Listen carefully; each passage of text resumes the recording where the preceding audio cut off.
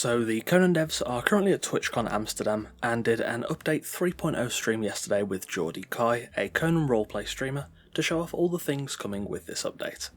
There's tons of information in this stream and we're going to look at all the spells coming with sorcery. Of course, the link to the full VOD of the stream is in the description below, so without further ado, let's get started. So firstly, Funcom and Jordee briefly went over how sorcery will be progressed. To keep things really basic, the introduction to sorcery is finding the Tome of Kurak and learning your first few spells. This tome can be upgraded over time to teach more powerful and influential spells, so progression requires a form of active investment as opposed to levelling, where gaining XP is simply a byproduct of doing most things in the game. At the core of sorcery there appears to be a total of 5 schools of magic. From examining the casting UI, these appear to be Time, Mortality, Demonology, Illusion and Nature. Of course these aren't the official names, they're just the names that I think suit them best.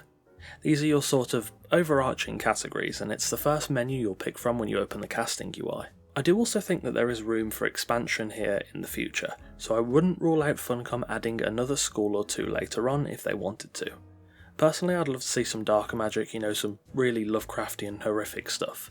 Leave a comment below and let me know what sort of magic you'd like to see if Funcom were to add another school of magic in the future. So within these schools you'll find the respective spells by choosing the respective stone of your chosen type of magic. It seems the spells are broken down into rough tiers of strength, with escalation spells allowing you to select higher powered spells if you meet the corruption requirements. Unfortunately, a lot of spells weren't fully shown within this stream.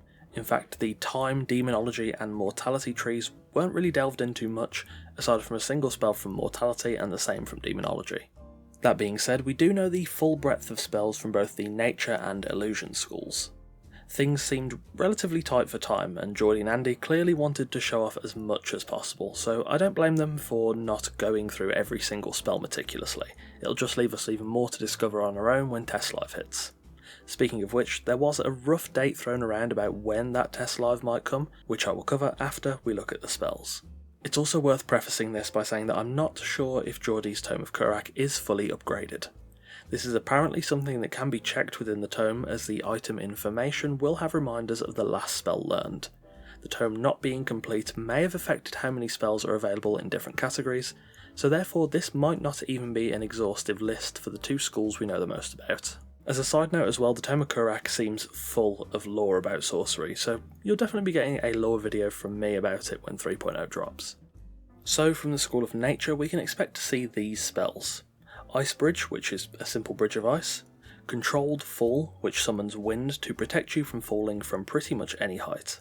After that you can escalate up to the next tier with a 20% requirement in corruption, and you can access Magma Wall, which is a small wall of magma which does act as a harmful barricade, and Creeping Darkness, which we've seen before. Basically it just conjures a massive sphere of darkness. There was also the Harvest Materials spell, which was seen very briefly in the Age of Sorcery trailer, which seems to break all available materials around it and drag them in, so it makes farming a lot easier. There's then another escalation requiring 40% corruption, allowing you to then cast Lightning Storm, which is of course a giant storm of lightning over your head that will strike any and all enemies nearby, whilst leaving you and presumably your followers and clanmates untouched.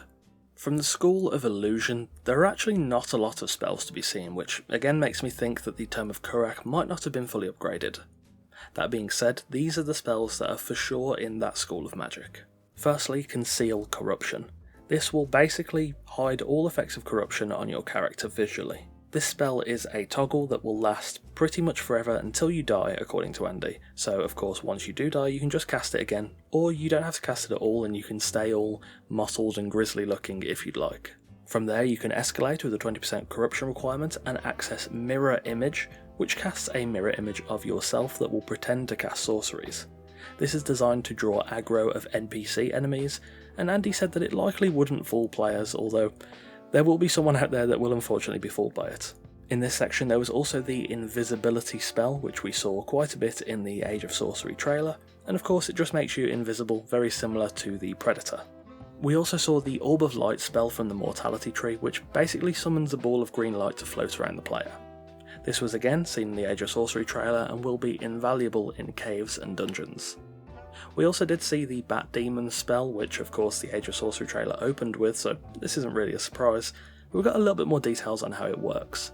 Basically it has a stamina bar and functions more as sort of a hang glider rather than lifting you up and down at will. That being said, it does fly reasonably slow, and apparently archer thralls and anyone below you with a bow will be very, very strong against the Bat Demon, easily knocking you off. It's a very high tier spell, but it does seem very risk reward, so it won't make it too easy, hopefully, for people to raid your base using this.